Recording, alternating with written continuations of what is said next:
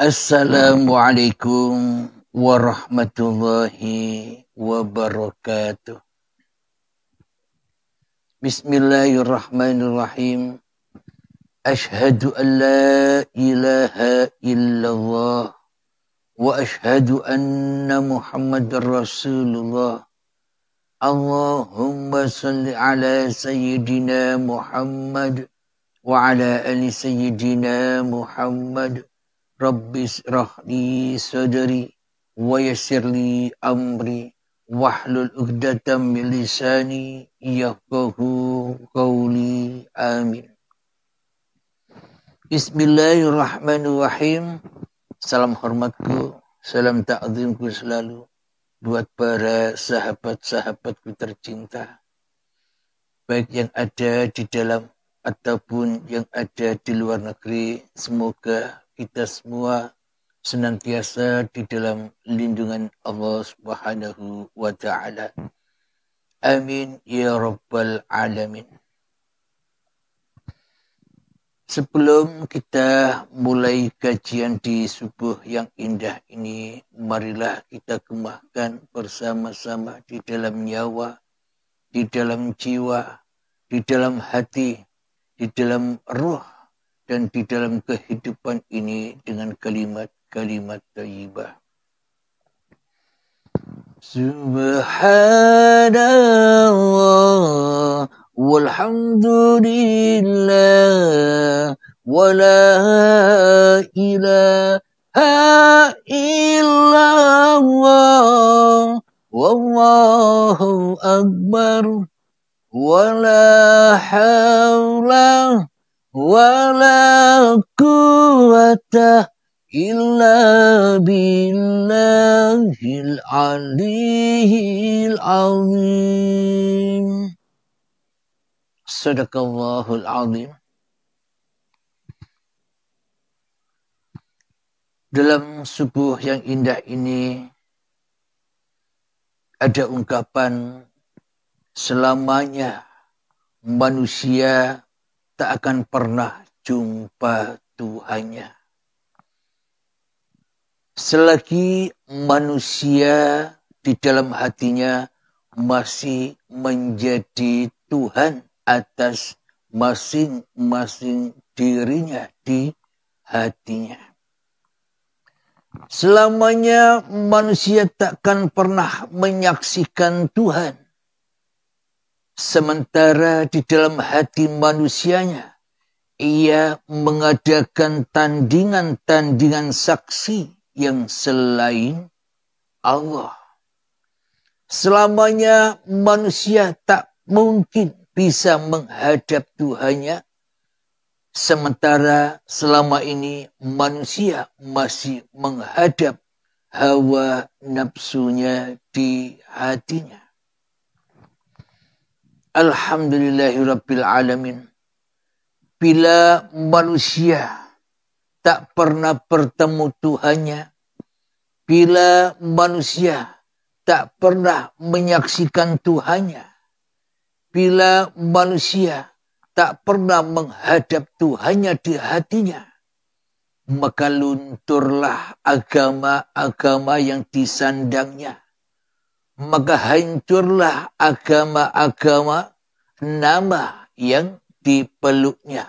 Ada Islam, Nasrani, Yahudi, Majusi, Hindu, Buddha, Konghucu, dan sebagainya. Maka akan hancur. Tak akan berbekas sama sekali bila manusianya masih jadi Tuhan di dalam hatinya masing-masing.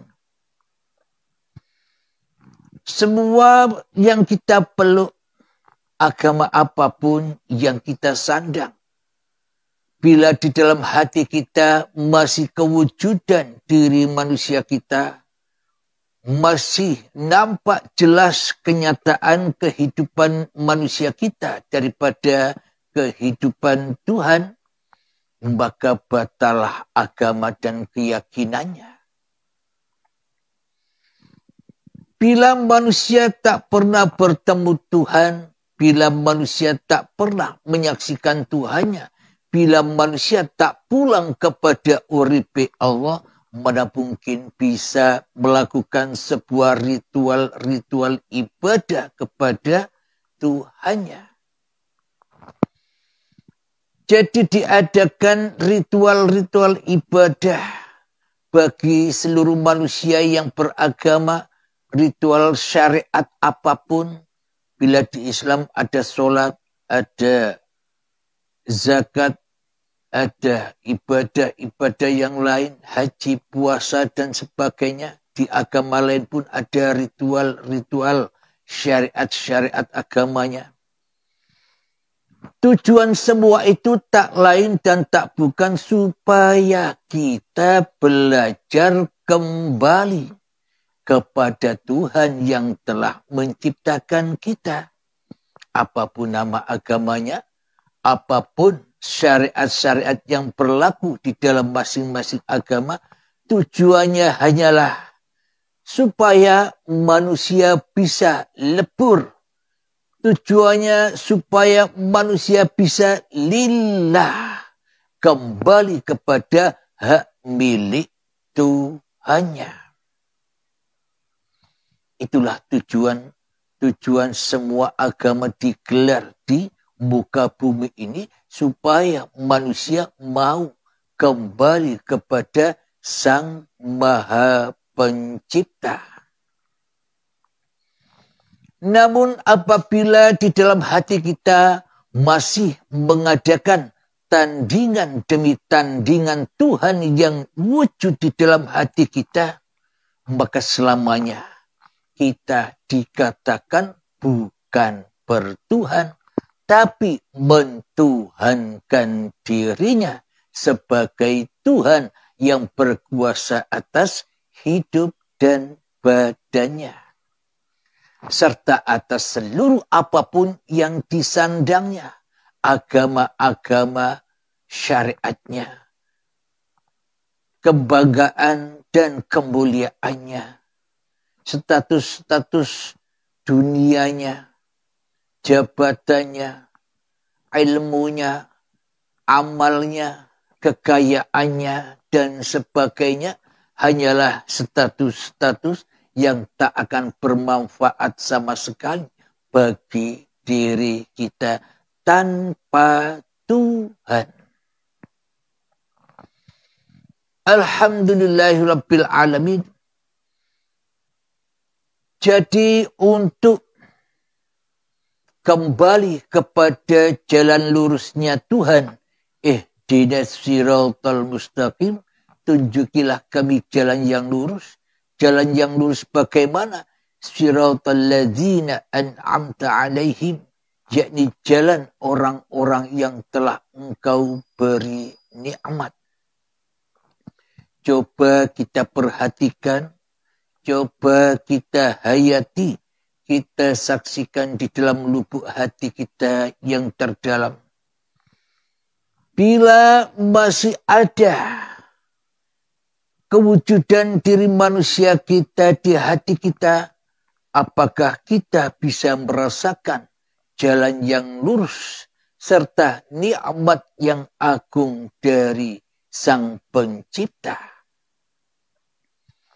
Bagaimana mungkin kita bisa merasakan nikmat-nikmat Tuhannya, sementara kita masih bernikmat-nikmat dengan hawa nafsu kita sendiri? Bagaimana mungkin kita bisa merasakan nikmatnya surga, sementara di dalam hati kita masih menikmati makanan-makanan neraka yang serba dari darah dan nanah, yang serba kotor, yang serba diawali dengan adanya kewujudan makhluk kita di hati kita. Jadi meskipun kita minum susu, minum teh, minum kopi, makan nasi yang enak, semua itu hanyalah kenikmatan-kenikmatan semu yang ada di dalam neraka. Itulah yang disebut makanan-makanan dan minuman dari darah dan nanah serba kotor. Kenapa? Karena manusianya yang mengadakan tandingan-tandingan selain Allah di dalam hatinya. Manusia bergumul dengan harta-hartanya. Itulah yang membuat panasnya hati. Manusia masih terikat dengan pangkat-pangkatnya. Itulah yang bisa memanaskan hati. Manusia berbangga-bangga dengan ilmu dan amaliyah-amaliyahnya. Dan itulah yang membuat hati semakin sombong dan sombong. Kenapa? Karena selama ini yang kita hadap bukan Tuhan, tapi yang kita hadap adalah diri kita sendiri. Maka itulah jahannamnya Allah. Kalau jahannamnya manusia, nanti katanya hanya cerita dongeng doang katanya. Akan tetapi surga dan neraka di sisi Allah itu hak adanya. Hak adanya itu kapan? Ya sekarang ini. Hak nyata adanya bila Allah nyata bagi manusianya. Namun bila Allah, Tuhan semesta alam masih gaib, masih tak wujud, masih tak ada bagi manusianya, bagaimana mungkin manusia bisa menemukan al-haq yang nyata ini? Alhamdulillahirabbil alamin. Jadi sampai kapanpun manusia takkan pernah bisa berjumpa menemui Tuhannya bila manusianya masih menjadi raja bagi dirinya di hatinya. Bila manusianya menjadi raja bagi dirinya di hatinya, bagaimana mungkin semua amalnya bisa sampai lurus kepada kehadiran Tuhan yang telah menciptakannya. Sementara manusia di dalam hatinya merasa dirinya lah yang menciptakan ibadah-ibadah itu. Sementara manusia di dalam hatinya dirinya lah yang merasa menciptakan solat-solatnya. Sementara manusia di dalam hatinya merasa dirinya lah yang menciptakan seluruh kebaikan-kebaikannya, kekayaannya, ilmunya, amaliyahnya di dalam hatinya. Bagaimana mungkin diterima oleh Sang Maha Pencipta, sementara manusia merasa sebagai Sang Maha Pencipta di hatinya. Ini kan tidak sinkron. Jadi selama ini kita bertuhan dan beragama apapun hanyalah bayang-bayang semu saja. Karena kita memang selama ini telah disesat-sesatkan oleh iblis dan setan supaya kita pun ikut watak-watak iblis dan setan.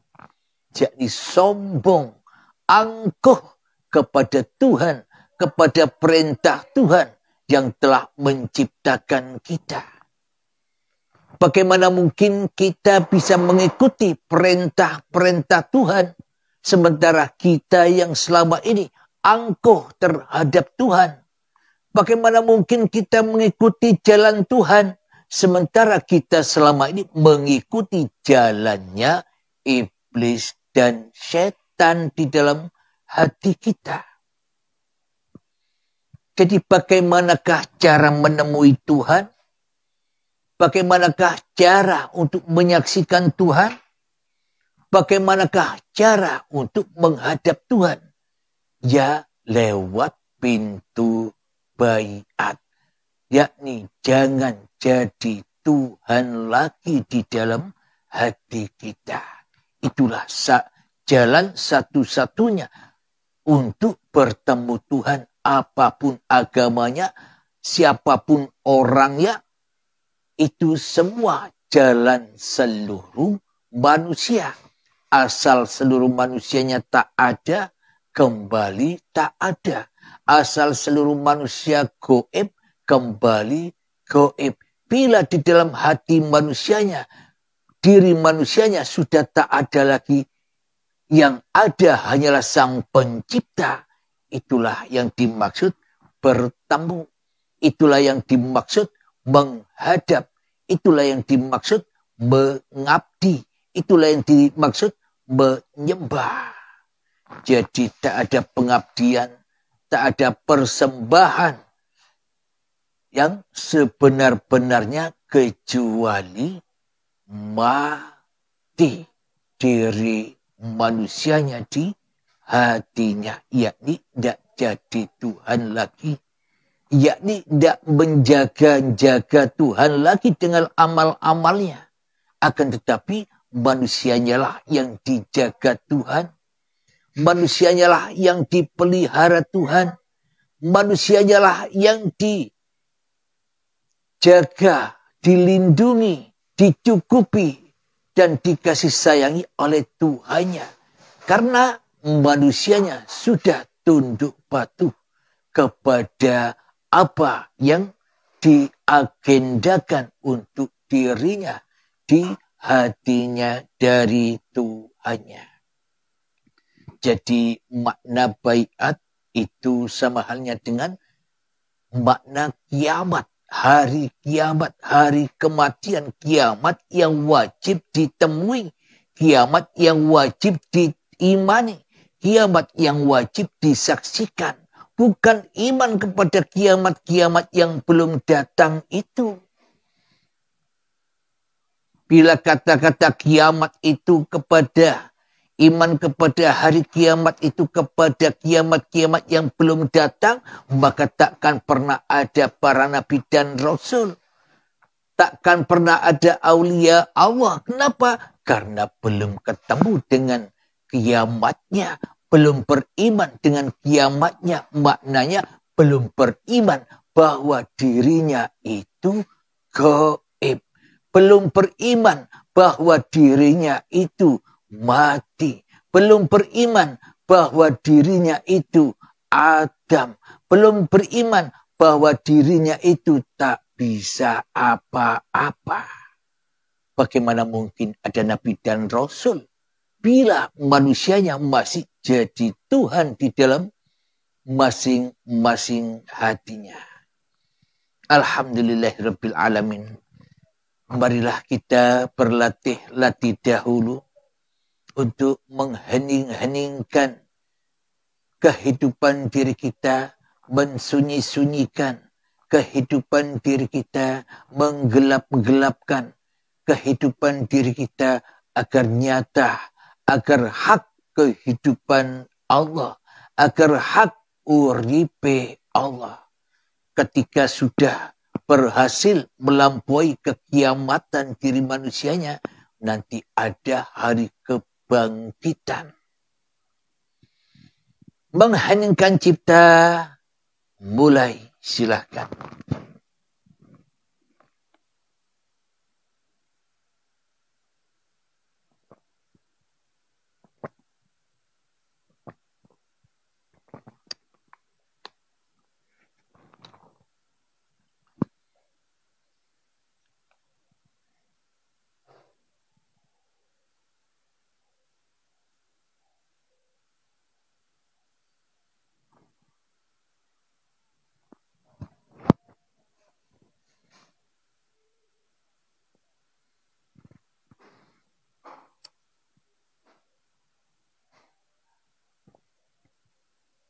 Alhamdulillahirabbil alamin. Mengheningkan cipta selesai. Bagaimanakah untuk menempuh jalan-jalan menghadap kepada Allah? Bagaimanakah caranya untuk menempuh jalan yang lurus menyaksikan Allah?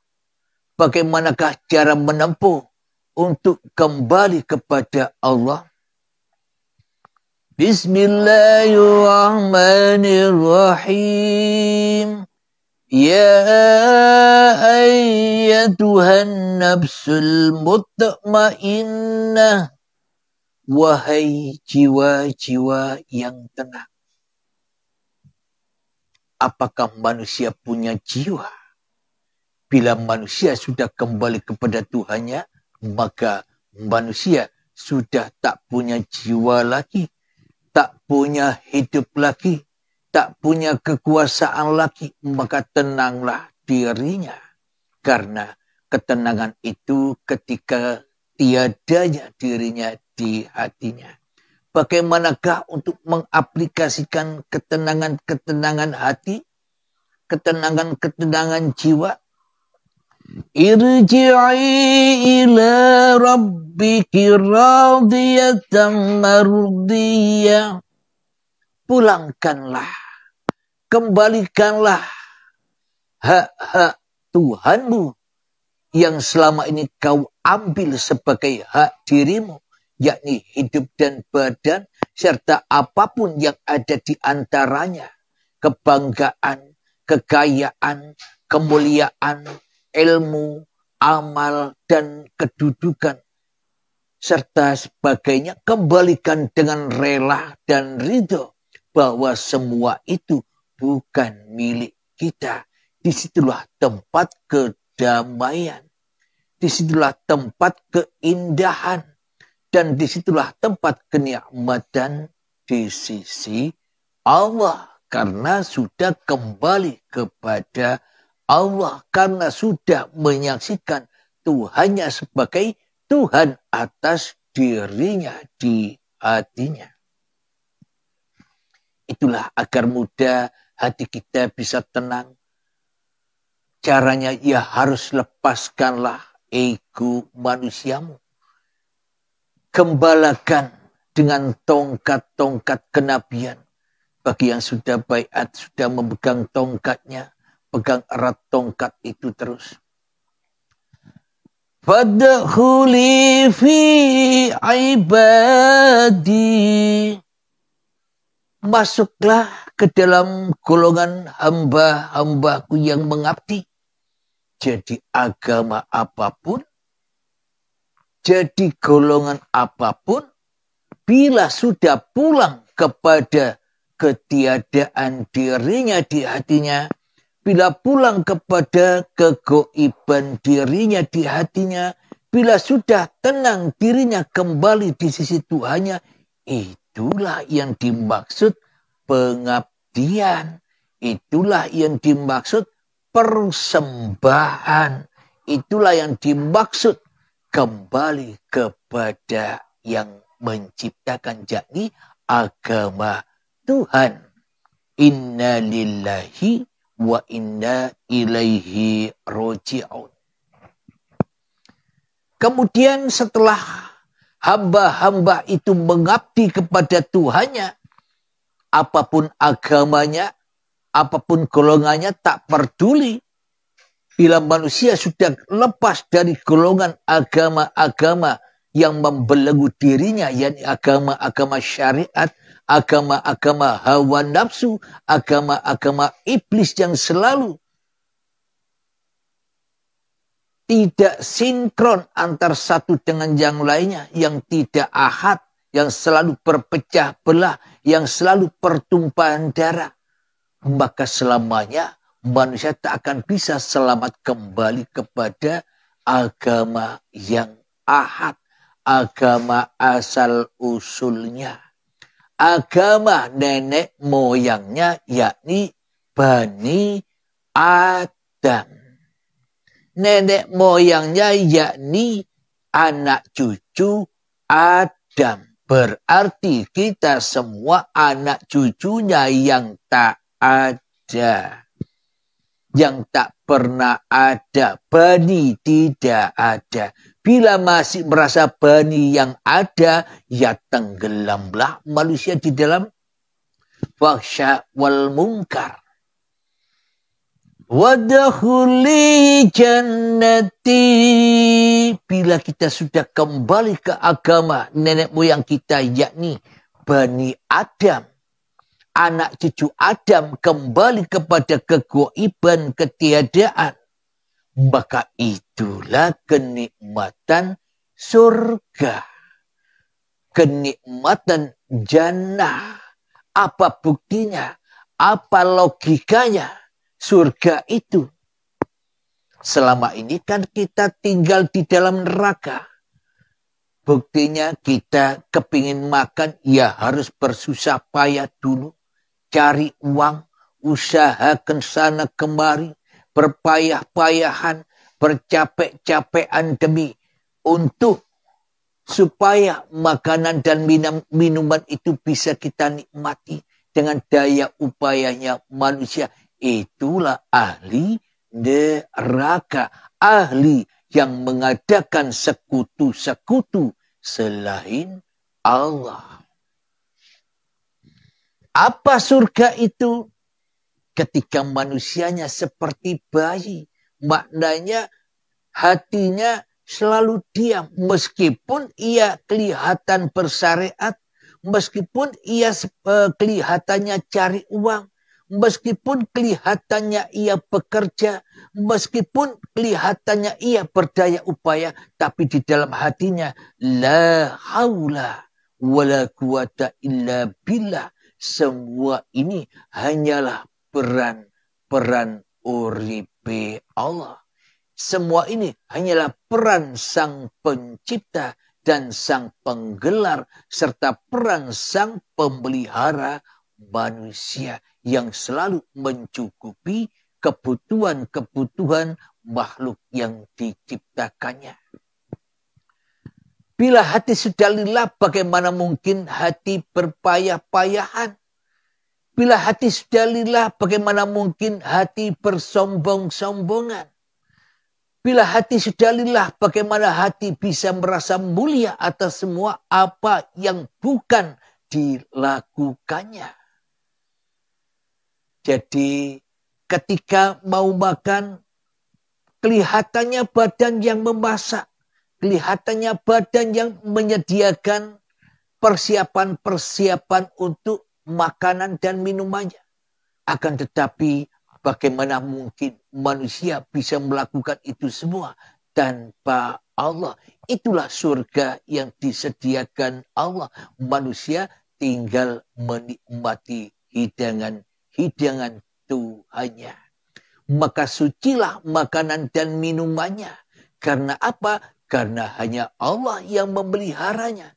Maka najislah makanan dan minumannya bila manusianya yang masih mengadakan permusuhan kepada Tuhannya. Bila manusianya masih ingkar, masih sombong di dalam hatinya, manusianya akan terus dan terus dibakar oleh Tuhannya.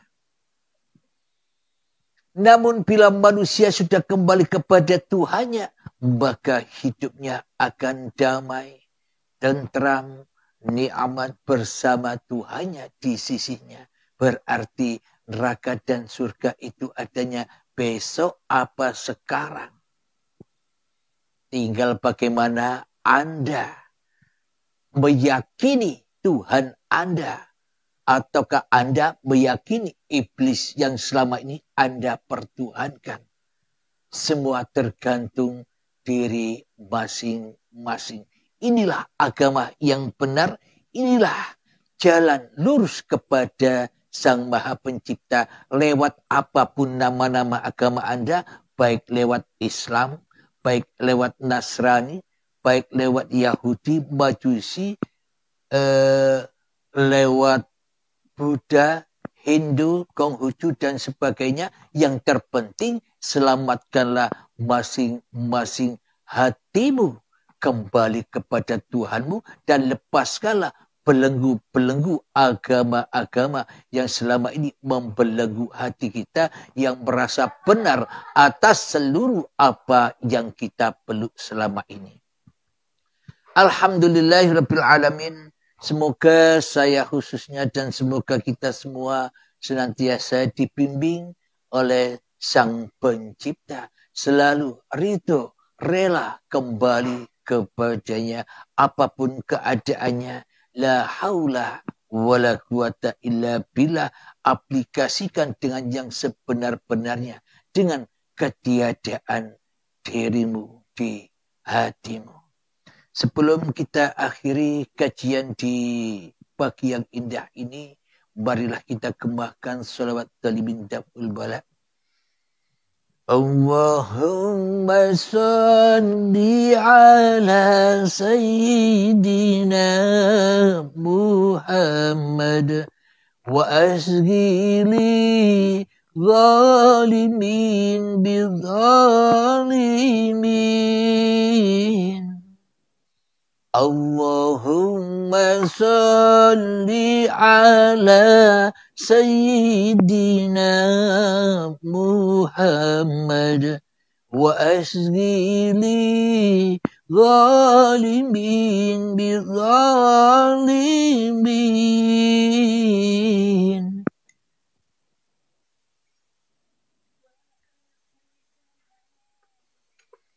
Bismillahirrahmanirrahim. Rabbana atina fid dunya hasanah wa fil akhirati hasanah wa qina adzabannar. Alhamdulillahirabbil alamin. Akhir kalam.